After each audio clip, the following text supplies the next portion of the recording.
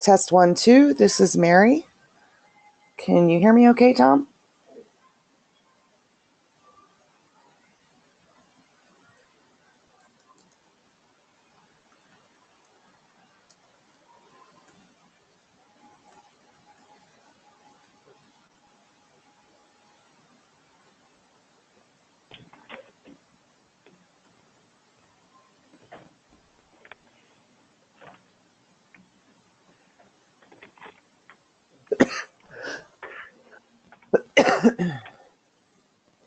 Hello.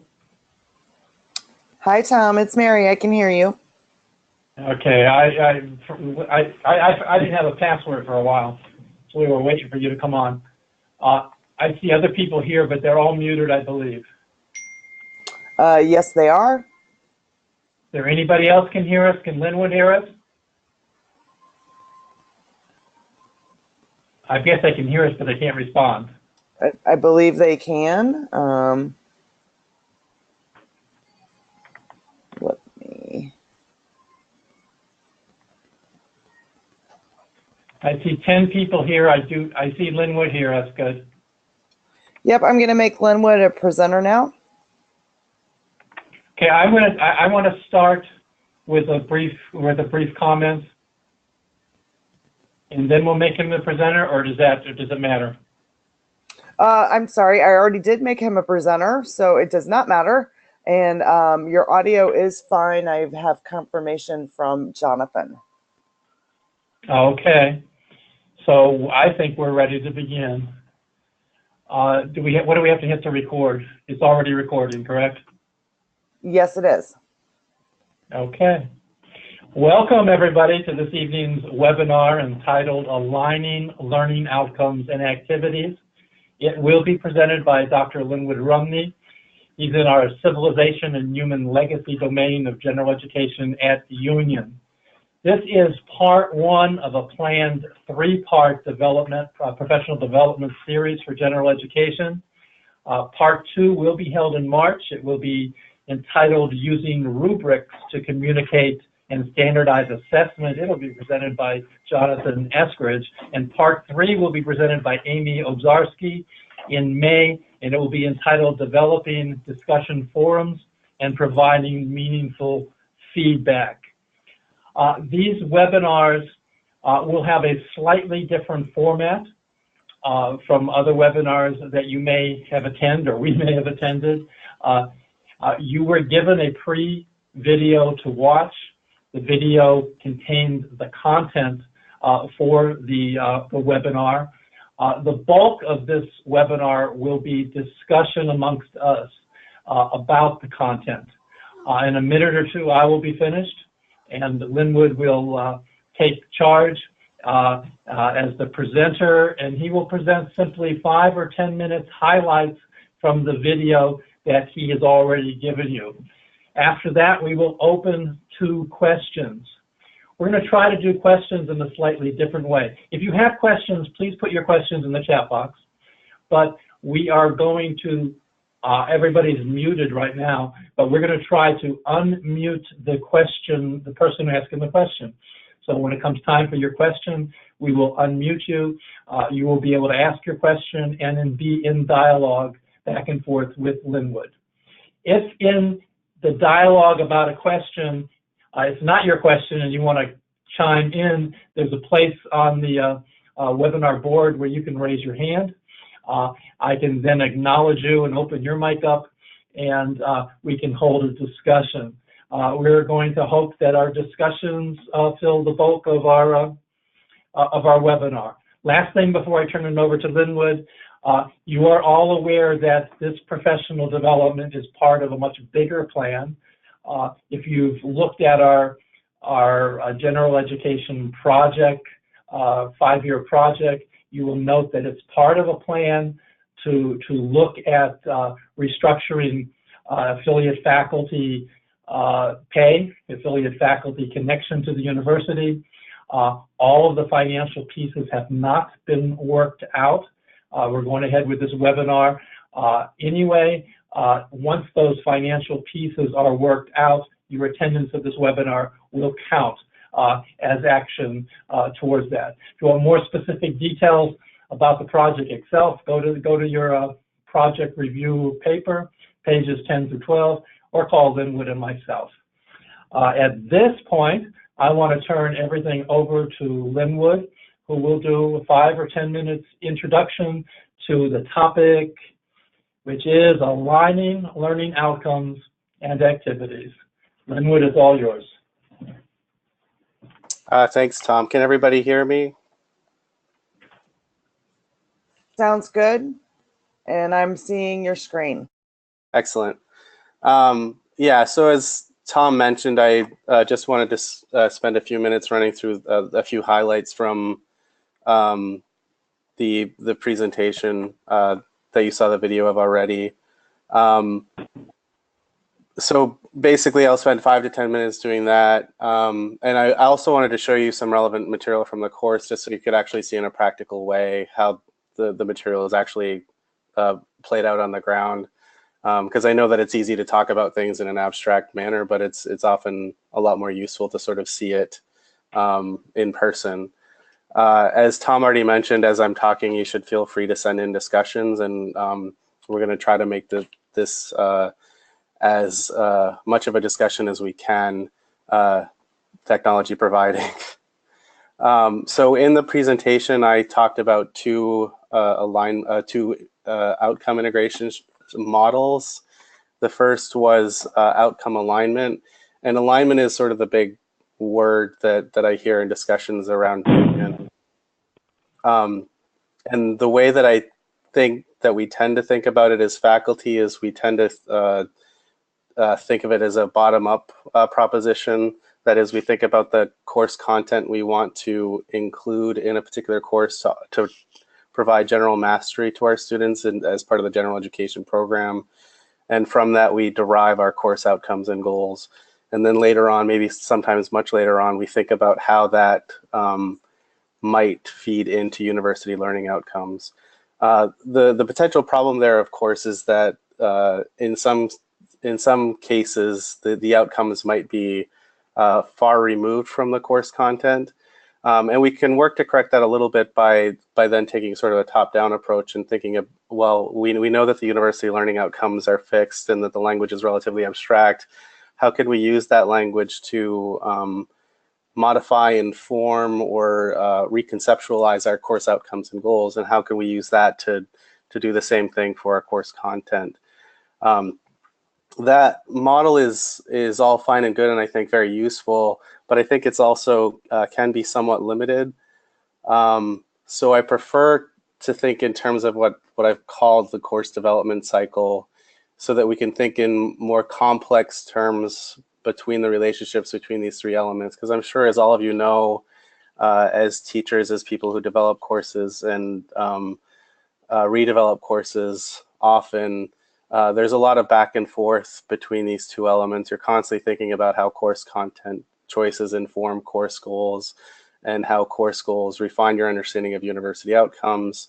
And I mean, if we look at another element in this triangulation, we can do the same kind of complex thinking. So it really is sort of a process of triangulating the course by bouncing these three realms off of each other pretty consistently. And that can seem like an overwhelming and daunting process, but I don't think it necessarily has to be because there is often a lot of very small things that we can do to accomplish a great deal in terms of integrating outcomes into our classes successfully. In the presentation, I also talked a bit about three kinds of strategies that I use to try to integrate outcomes. In the original presentation, these three squares that you're seeing were gears. The formatting got changed a little bit when I converted this to a Keynote file to make it compatible with my Mac. So the gears were just supposed to imply that these are all integrated strategies. The one that, of course, we're focusing on is introduce outcomes, applications, and manifestations. And the two areas in my course that I do that in international crime fiction there are 2 clusters around weeks 2 and 3 and around weeks 6 and 7. Weeks 2 and 3 happen, the cluster happens there for 2 reasons. First of all, because it's near the beginning of the course, of course. And secondly, because I'm preparing the students to work on their first major assignment, which is a presentation that, depending on when they decide to sign up for, might be due between weeks 4 through 7. And weeks 6 and 7, I'm helping them gear them up for their final assignment. So we revisit the learning outcomes then and try to talk more extensively about the analytical framework I hope they'll try to apply to the works that they've been reading. So I want to go ahead and actually show you what this actually looks like in the class. So in week 2, basically what I have is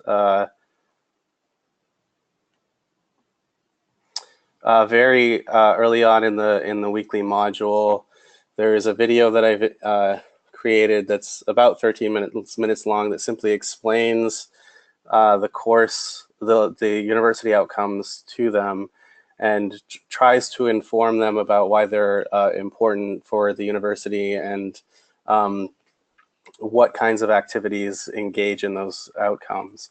And I have a quick question that I included in one of the quizzes about it. So it's not really that big of a deal.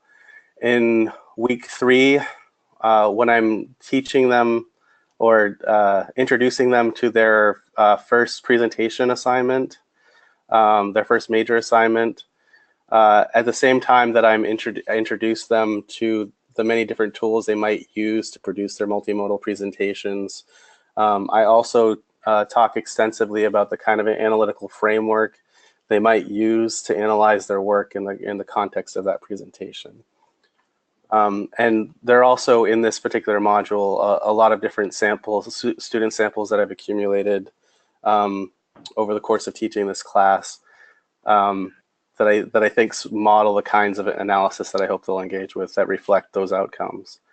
In week 6 and 7, when the students are preparing to produce their final paper, there are a few different things that I do. The first is I summarize the basically the content of the video from week 2 to remind them about the learning outcomes, to refresh their memories. And in addition to that, when I give them the final paper overview, I talk through again the kind of analytical framework I hope that they'll use. And again, I've provided several student samples of successful essays that engage in the kind of that reflect the kind of outcomes the class is supposed to promote. And for one of the discussion forums in this particular week, they are required to analyze one of those student samples. And in week 7, this is the part of this that I'm actually least satisfied with right now.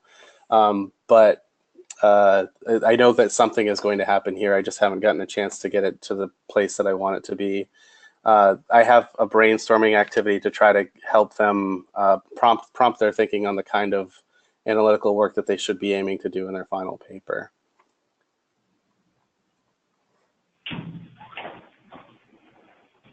So that is sort of the quick summary of that presentation. I think that we can. I think that we're ready for questions if we have any. We at Linwood, at this point, we don't have any, but Linwood and I were smart enough to create some to get us started. So we're going to start with one of the questions that I had from watching from the video. As I ask this question, if you have any questions, please type them in the chat box. Then we can recognize you and get you in discussion with Linwood. That's really the true purpose of the webinar in this format. Linwood, your efforts at introducing outcomes to students are admirable. Have you achieved better student results because of these efforts? and what have you experienced because of these efforts? I would definitely say that from that I've seen better, higher quality products in both of the major assignments because of this approach, which is really about trying to inform them about what the end game is, what then the end game being trying to successfully demonstrate competency in the outcomes, and then trying to provide numerous successful examples of previous work.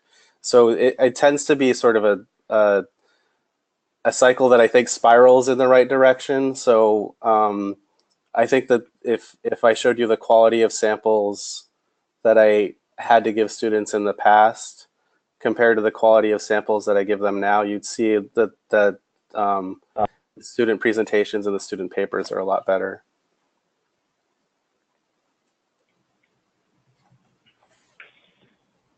Okay, I can keep going as we're going.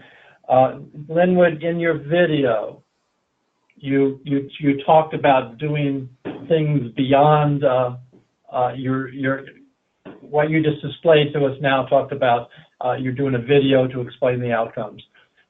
You then did some written work to explain the outcomes. In your video, you talk about doing some other things with feeder assignments. You talked about including discussion about university outcomes in your forum discussions, which I think is very clear, but I didn't understand what you meant by feeder assignments. Could you explain to us what are some of the feeder assignments that you do in order to connect the work from the class to the university outcomes? I think that one could probably be most clearly illustrated with outcome 4, which I know doesn't apply to everybody, which is about social and global perspectives. So, for example, in 1 week, we watch an episode of Mr. and Mrs. North, this television show from the mid-20th century. That Mrs. North is the detective, but because she's a wife in this era, she's often frowned upon and looked down upon. So she has to navigate all these systems of power to actually solve the case and get people to believe her. That's sort of the trope of every episode of that show. So having a discussion forum in which they try to analyze that show by looking at the systems of power that she has to navigate in the process of solving the case is an example of a feeder assignment that I had in mind. There are also the final paper. So thinking about sort of communication and critical and creative thinking, the final paper is basically a compare and contrast essay in the class. So I try to set up a couple of different opportunities for them to practice that in a small scale way to encourage them to do that sort of analytical thinking. So for example, in 1 week, we look at 2 short clips from 2 different noir films. And I try to get them to compare and contrast the different ways that the two films establish tone.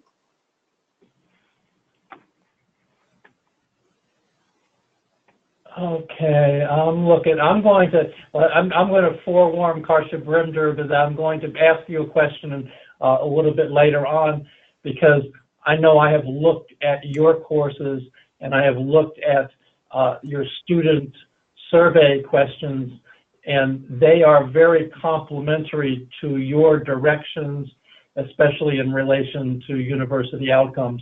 So I want to get you part of this discussion at some point. But I see a question coming in from Frances Carter. Can you say, let me see if I can open up Frances to ask her own question. Let's see. If I click here, Frances, I believe you're unmuted. Could you ask your question? Yes, I am unmuted. Linwood, in the video we watched, you said that you model the outcomes. I was curious if you could say more about how you do that. Yeah, so for me, a lot of that is about trying to push them into a more analytical mindset. I mean, I don't know if others feel this way, but I often find that the students that I have are accustomed to doing very sophisticated kinds of summary, but they aren't necessarily used to doing analysis. So trying to push them on that particular issue in terms of critical thinking and asking questions to get them headed in that direction, to get them to think about, to move more profoundly in the direction of outcome two. To give an example that applies to all of us, I think is an example of what I mean when I say that I try to model those kinds of approaches in the feedback that I give to them. And also, I mean, I make a point of being very active in the forums, especially early on in the term. And I mean, I think that doing that, making sure to demonstrate that you're clearly engaged with their work in an analytical way, sort of sets the tone and sets the expectation for them. I see. I'm going to remute you, Francis, and I'm going to go to Tanya. But I want to make one comment before I go to Tanya Duvall. Is Linwood has been with us for just a year, right? Linwood, January, last year. He took over. I had originally developed the course that he's teaching, and he took it over, and he really did a wonderful job in adding content. And I think just the little bit that we got to see as you were going through week 2 and week 3, as we were trying to find the points that you want, you can see all the video, all of the lecture notes, how pretty is probably not the word, how inviting he made his pages, how much instructional content. As a matter of fact, Linwood, didn't we have to cut back on your instructional content? You know how we all battled to get to 37.5. Linwood got a little bit carried away, and we had to eliminate some stuff. But he's very good at adding instructional content in a way that's inviting to students, and I'm sure that he would be available. He's full-time with us. He would be available to anybody who wants any help there. Okay, I'm going to open Tanya. Let's see. Tanya, you should be unmuted. Hi, Linwood. I watched the 2 videos that you included after your lecture, and I really liked the screen recording software that you used. Did it also give you the option to put in those text boxes and stuff, or did you do something else with those? Are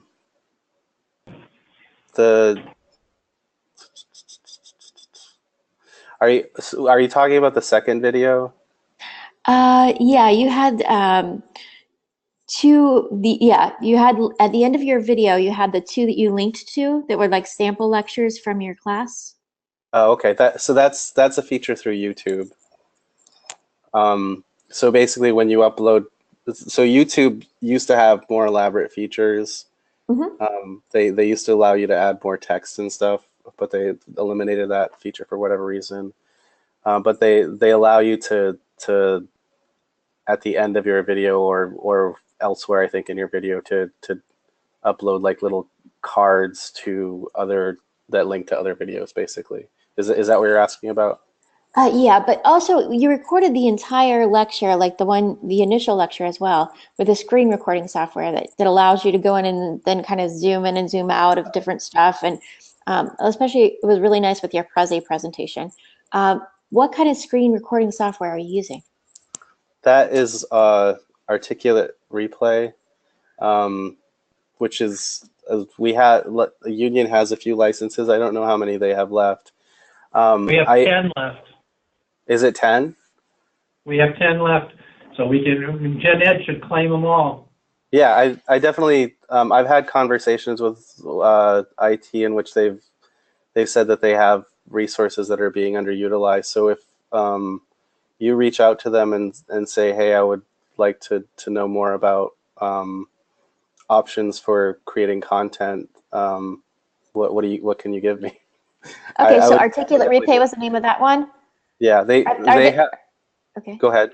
They Are also there any- have. No, go ahead. Sorry. Sorry, I was going to ask if there are any others you suggested that I should give a try, because I have to redo some of them because I've got a new textbook coming out in fall, so there'll be more information. I've got to redo some of the lectures. Okay. So, The one that I used the most when before I had Articulate Replay was Screencast-O-Matic, and that was the one I was most comfortable with and most familiar with. That one is nice because you have the option to, or at least you did when I was using it, to record videos of up to 15 minutes long, which is a good upper limit, as I mentioned in the video. The one that people are talking about a lot now is VoiceThread, that I still don't know that much about, but I think that there's only so many videos you can create through VoiceThread before they force you to start paying. thank you very much. Tanya, let me tie in for everybody here. What we have at the university available for free to any professor who requests it is Articulate Replay. We have 10 licenses left. So anybody who wants to go on that, Linwood knows how to use it. I know how to use it.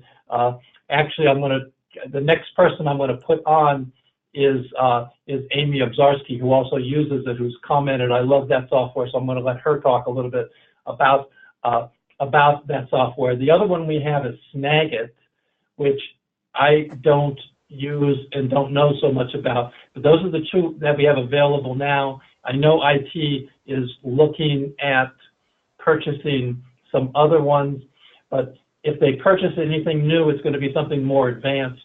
And the Articulate Replay is a nice, easy starting place if somebody is just starting. If somebody wants to be more advanced, we may have some other stuff coming up fairly soon. Tanya, did you have other questions there? I want to get it to Amy, and then Jonathan will be after Amy. No, thank you very much. I'll check with IT and I'll check out that Articulate Replay. Thank you. Yeah, if you just send me an email if you want it, and I will ask for permission. And you can go straight to Bob Cotter if you want, but send an email. Now things are looking a little bit different here for me. Let's see. I'm going to try to I've lost my mute buttons, so I'm going to try to unmute. Okay, Amy, let's see. Amy, are you unmuted?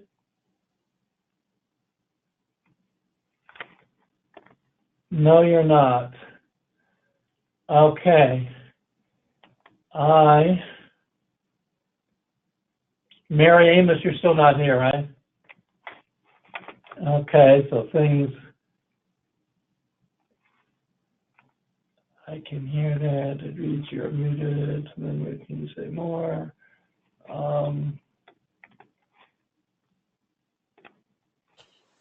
Jonathan, did I just unmute you?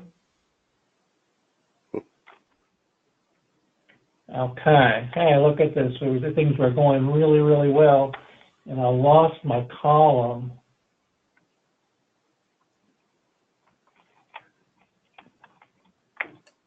Let's see if I can unmute everybody. Okay, I got it. Amy, you should be unmuted. Do you want to talk to us about how you use Articulate Replay? Yeah. Can you hear me? Yes, we got you. Okay, great. When I originally started with Union, Tom and I had talked about videos, and I had looked for some tips, and he recommended the replay. And I will have to say, it was like really the first time I'd done video lectures, and it's amazing. It's clear, it's straightforward, it walks you through how to make the videos. And what I really like to use in my classroom when it comes to that is I like making PowerPoints. I'm a big fan of visuals. It gets a little harder the further back in history you go. I teach just to introduce myself. I teach the history of social welfare. I teach the history of civil rights. So clearly, some of the earlier stuff it's a little more challenging. But the great opportunity with Articulate is that you can have a PowerPoint. Put the PowerPoint in your classroom. I was always a big fan of printing out PowerPoints and taking notes on them. And my students can do that too. And then I can go back and forth between the screen and my face so that you maintain, I think, that friendly connection where they actually see your physical face and get a chance to connect to you, that you're a real person, you're there. But they also can see the visuals from my PowerPoints, and I can kind of like incorporate that. And it feels, I don't know, more fluid in my lecture. Okay. I see that Francis is asking for the name of the software. It's Replay, R-E-P-L-A-Y. Okay, I'm going to mute Amy, and we'll go to Jonathan, who wants to talk about Snagit. Jonathan, you should be unmuted. Yeah, hey, thanks, Tom. Thanks, Linwood. I appreciate your time. The video was great. I know the work that I saw some of those edits. So I know the work that you put into it. So. Hey, now I was just going to mention, yeah, I use Snagit almost, I wouldn't say exclusively, but Articulate is great. I know the licenses are there. I used to use it, but gave up a license. I know there was a grant or a little program there at one point. So I use Snagit for most of my recordings, and I think it's a free download as well. So. But I was going to mention too, I really appreciate the way that you, in the video, drew out, the cycle that it's, each element's pointing to the other two elements throughout the process, and it is, it's a gradual and constant process of tweaking and adjusting and trying to get everything, the content and the assignments and the forums, and trying to get everything pointed in one direction or one or two directions. And so my question or comment was, what's your thoughts about, balancing meeting university outcomes for, obviously, for the assessment purposes that they use them for. And assessment and grading are two very different things, but balancing the, meeting university outcomes versus, course or program outcomes, or even, we can dig even further at some points in some courses that are more, praxis based, but and not to suggest that course outcomes or program outcomes don't point towards university outcomes, but at points they can accomplish two very different things. So anyway, just want to get your thoughts about that balance and sort of that two-way street that you had on your graphic. So thanks again. Well, good work. Thanks, Jonathan. Some might not quite understand this, but the general education program doesn't have program-specific outcomes. We're only responsible for the university outcomes. But other programs develop their own program-specific outcomes that they are also responsible for assessing. For me, the process of thinking through the relationship between those three elements, course content, course goals, and university outcomes, it has become a process that I think has created a lot more nuance and sophistication in my course than might otherwise exist, simply because it's forcing me to push beyond the boundaries of what might be comfortable for me based on what I already knew before I started teaching the class. So to give you an example of that, I have a week in my class that's on the forensic specialist as like a subgenre of crime fiction.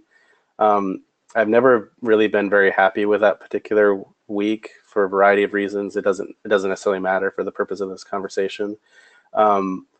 But I heard a podcast the other day that talked about Frances Glessner Lee, who's this woman who's best known for creating these small dioramas in the early 20th century that she would drive around with in her car to help train investigators to better analyze scenes. So there were these tiny dioramas of murder scenes. But it also, you know, the context in which she was doing this very sort of important historical work and actually creating detective agencies is very sort of important in terms of the creation of sort of modern police forces. And I never would have thought to include someone like her in my class, except for the pressure that comes into the course from that University Outcome 4 trying to incorporate social and global perspectives. But because of that pressure, I've had to think in, I think, more innovative ways as a result of that. I'm not sure that fully addresses your question, but that's my attempt. No, yeah, that's perfect. So I love the idea of her driving around with murder scene dioramas. That's great. I know, isn't it great? Okay, I see Michelle Keffert with her hand up. I'm going to close out Jonathan. And Michelle, you are on. Can you hear me? Yes. Oops. Okay. I just had a question, you know, all of this conversation regarding technological tools, and as we're sitting here engaging in this dialogue tonight, I thought how wonderful it would be to have that option for students, to have maybe sort of virtual office hours. I don't know if there's any tool available in that format where we could actually exchange ideas verbally with our students rather than just through the forums where it's in written format.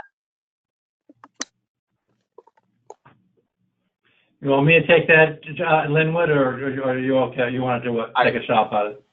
I figure you're probably going to have a more complete answer than I do.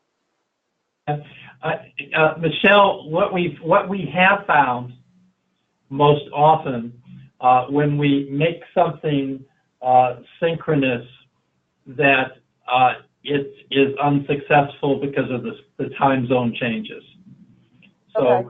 So for most of our classes who have tried that, and I have done that before, I've given up on it because you just have to make so many adjustments for hours and people coming and going that the forum discussion, asynchronous form, works better.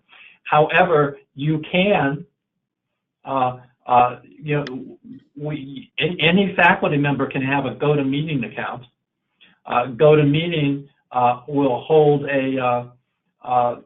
up to 25 people's faces, and you can be straight in the chat room and do presentations and talk back and forth. It's not quite as involved as this GoToWebinar. I don't know if we make GoToWebinar available because it's more expensive, this one that we're on today, for classrooms, but you certainly can go GoToMeeting and hold any of that. We have Adobe Connect. So either one of those are available to all faculty members should you want to do something synchronous, Okay. on it. I was thinking more in terms of sort of virtual office hours where not necessarily a mandatory exchange, but if somebody needed to engage in that dialogue and have the opportunity to converse with other students, that at least that option is available. Yeah, I guess if we set up a GoToMeeting and said Wednesday night from 7 o'clock to 8 o'clock, whatever the times are, that it will be available and people sign up. It's just that an organizer has to appear to open it up. So it would have to be something that is teacher generated. I don't think we're going to give students organizer privileges simply because the GoToMeeting costs by the hour type of thing. Right. No, I wasn't suggesting that, just having the option. Who would I speak to about that, Tom? Would that be Jonathan? Let me open up Jonathan and see if he's the person to talk to. So I have to okay. Jonathan, Hey there. are you there? Yeah, just shoot me an email and I'll get you set up or connected. Okay, thank you. You're always awesome. I appreciate it. Thanks, Michelle. No problem. I just have one more. I'm sorry, one more question.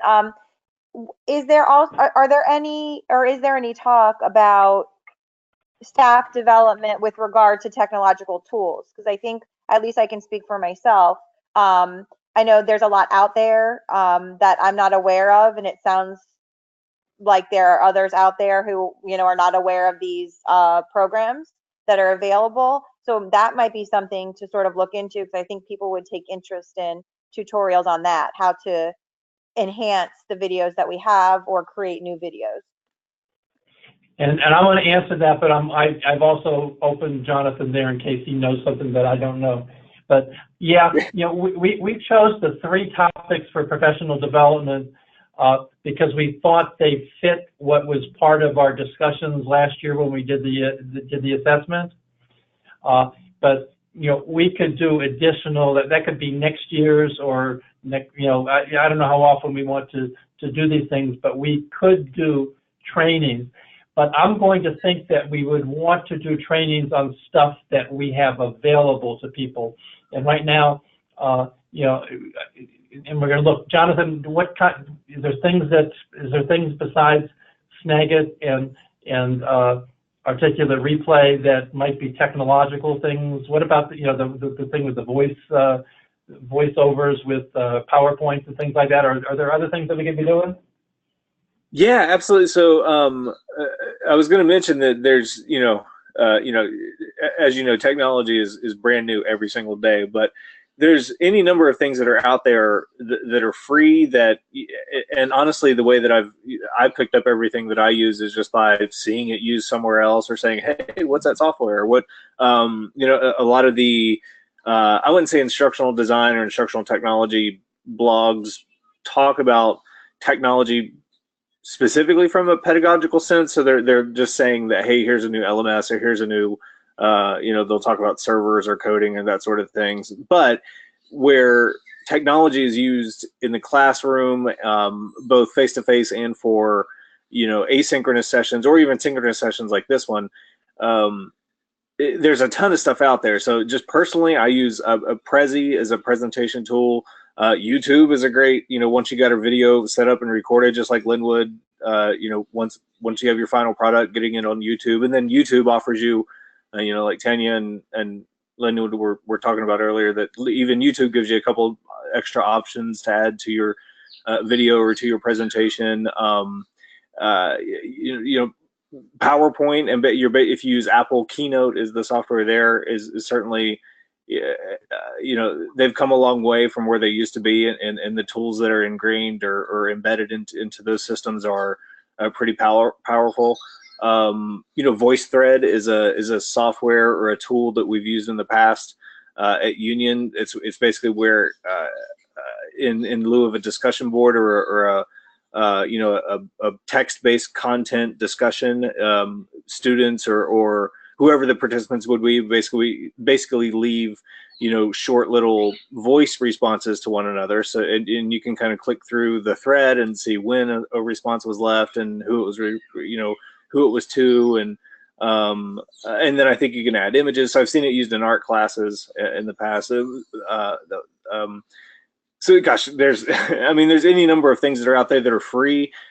So certainly if you're thinking about doing or trying to do a certain thing, or if you were face to face with folks and you're thinking, this is what I would do. I would draw this on the whiteboard, or I would present, this thing, or I would, shoot us an email in CTL and say, this is what I would do. Can you help me do that in my class? Can we replicate that as much as possible in the online space, in the campus web world? So there's a ton of stuff out there. So I just, and a lot of it's what I want to do, since we only have 15 minutes left, we've sort of got, and it's an important discussion, but we got talking about softwares and presentations. I want to bring us back for the last 15 minutes on outcomes and activities and aligning them. It's important to me, and I hope that I'm not putting Karsha on the spot, but I want to put Karsha Brimdell on, unmute her to share some of the things that she's doing in her class, because her students are praising her for how they're being taught how to include the outcomes into our assignments. I think you're unmuted. Hi, can you hear me? Yep. Oh, great. I think that outcome 4 presents a lot of interesting challenges, and specifically, I know that we really sort of struggled with the idea of the systems of power. I teach folklore of childbirth, so world cultures was not the problematic part of that. But the idea of systems of power really was something that the students were struggling with. I found that very similar to what Linwood was talking about earlier, helping the students with a model of what systems of power really mean in this context, and then giving them an opportunity to sort of practice that, not only in the forums, but in one of the earlier assignments, really helped. And then we could build on that for the final paper, where they really needed to integrate the idea of systems of power into these different elements of childbirth throughout the world. But the students really struggled, or I felt like they were understanding the concepts, but in the university outcomes, we weren't necessarily seeing that originally until I really directed them to use the words systems of power. I think that initially, if you could read between the lines, you could understand what the systems of power were.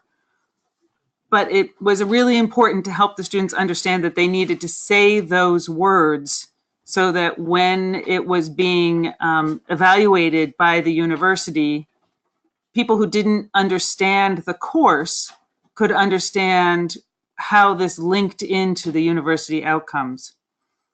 So it was a little tricky in the beginning to not feel like that was cheating.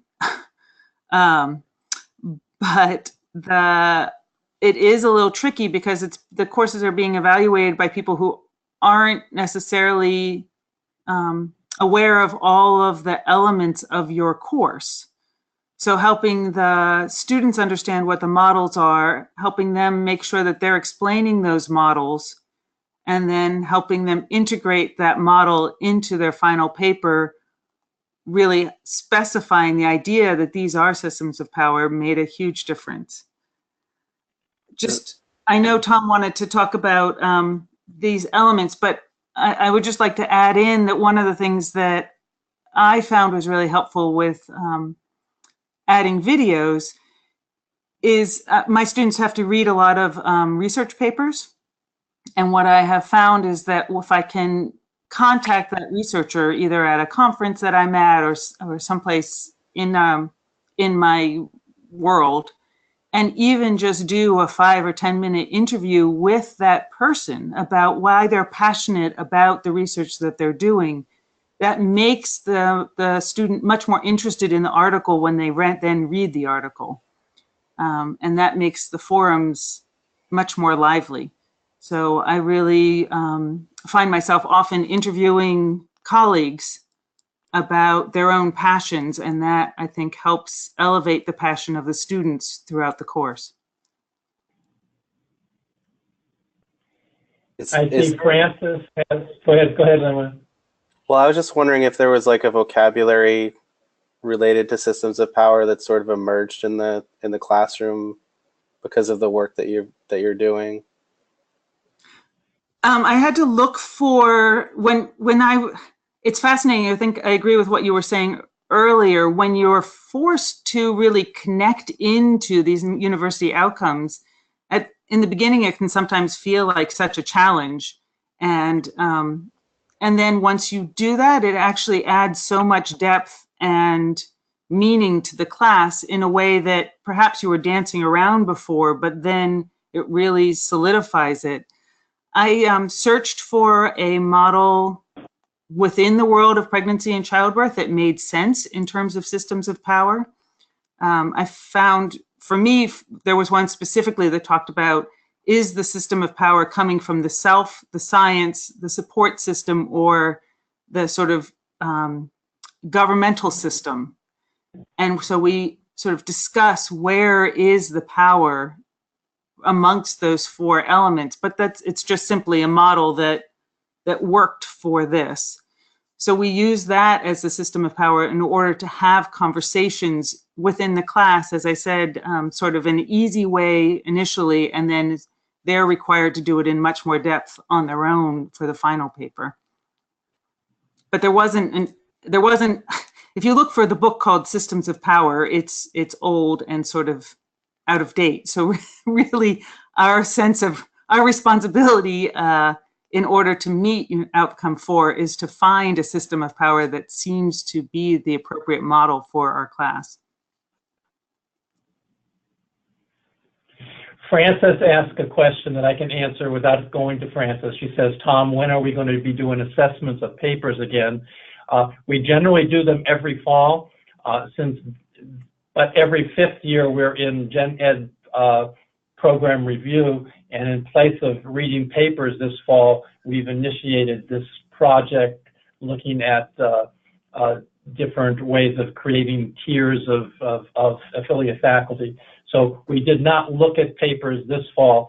So it will be fall next year that we go back on the cycle, and the cycle next year will be outcomes 1, writing, outcomes 2, critical thinking. And the following year, then we'll go back to outcome 3 or 4. Amy has what she says, I have one more question, so let me mute. And Amy, you were the first one who signed in. You're now live. Okay, thank you. Okay, my one question was, you mentioned that you do, Linwood, that you do a video about the university outcomes. So do you put that at like the beginning of your class? And would it be possible if I emailed you to like view your video? How would you feel okay about that? Yeah, definitely. The video itself is built into week 2. It is as it stands right now. Okay. I should add, and I'd be happy to share it with you if you email me and remind me. I mentioned that I put it at week 2 because I didn't want to overwhelm students with introductory materials in week 1, because there's a lot of introducing stuff going on there already. But I should also add that the longer that I've been doing this, the better I've gotten at making the video shorter. Because I think that the first time I attempted to do that, introducing the outcomes video, it was like a almost 30-minute long beast that I had to break up into 2 videos, and I received a couple of evaluations in which students kind of complained about the length of some of the videos, so I took the hint. Okay. Yeah, I would love to see that in like how exactly you discuss the outcomes, and I'd be interested to see that. I have it included in a written format, but I think they connect to videos much more. Yeah, and having watched those videos, they're specific to his course, so there's not something that you could plug into your course, but it's something you certainly could listen to and get his perspective to tie into your course. Yeah, I'm just looking for some ideas about how to develop my own. Yeah. I looking to see, I got one last question if there's not another one there. I see no more. Linwood, I loved the part in your video, when I saw my question, where you mentioned having the mindset of a tinkerer.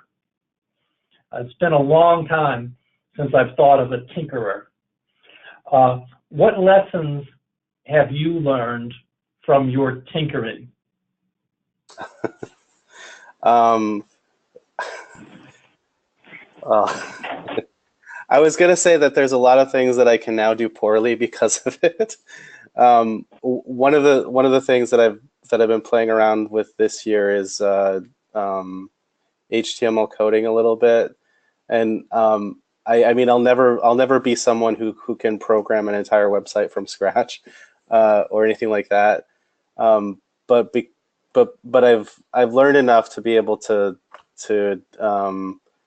tweak things if I can't get Campus Web to do what I want it to do through its regular controls for whatever reason. So there's both of us should call Jonathan for that. Say that again. Jonathan will do that. I mean, there's also a lot of like I think being inventive is one of the things that like, look, for example, I've used Articulate Replay. I've been using it pretty consistently for a while, but I've figured out techniques so that I can have cuts without it necessarily looking like I have cuts. I'm sure it's obvious in some places that there is a cut, but like to make it look like there's some sort of natural pause going on. But also, I think by tinkering a lot, I've just gotten slightly better over time, and I still see a lot of opportunity for growth, which makes me want to do more of it, oddly enough, because I find it very pleasurable. What I hope to accomplish out of these webinars, and we're finishing in 3 minutes, because we will never go beyond the 1 hour, but what I want to have come out of it is for us to share and for us to see all the marvelous things that other people are doing. And each person in this room right now has something that they could share that we would all like to brainstorm and ask them about. You know, I hope everybody knows that all you need to know a person's name is their name to email them. So Linwood is linwood.rumney, R-U-M-N-E-Y, @myunion.edu. You know, whatever, I'm tom.frederick @myunion.edu.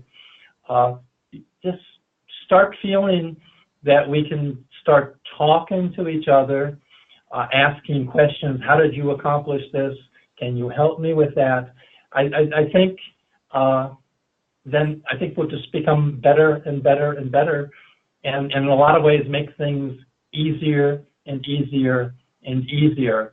I hope to come out of this with a, quote, mindset of a tinkerer, because that is going to go into my dreams tonight with me. And thank you, Linwood, for tinkering and sharing your tinkering with us.